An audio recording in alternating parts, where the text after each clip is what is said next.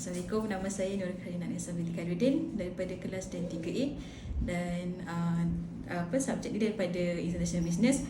Pertama sekali saya rasa kaedah pembelajaran lama dengan yang baru, saya rasa yang baru ni lagi best.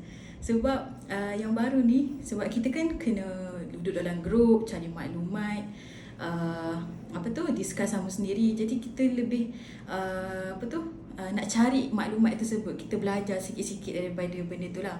Dan kalau kita bezakan dengan yang lama pula, kita just mendengar. Kalau mendengar kan kita dengar je lah, tak tahu apa yang kita belajar apa semua.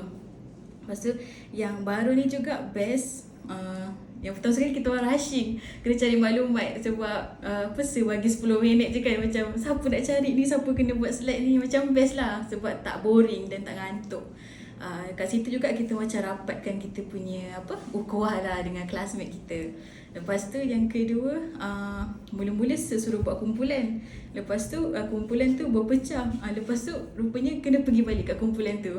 Tu macam best lah kita explain dekat kawan-kawan. Jadi secara tak langsung kita explain tu, kita faham apa yang kita belajar sebenarnya.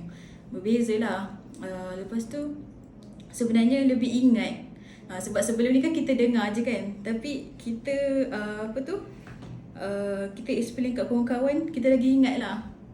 Hari ni kita belajar tiga benda, macam tu. Macam sebelum ni kita belajar apa, lupa. Lepas tu kena ingat balik. Hari ni memang best lah pembelajaran tu, saya suka.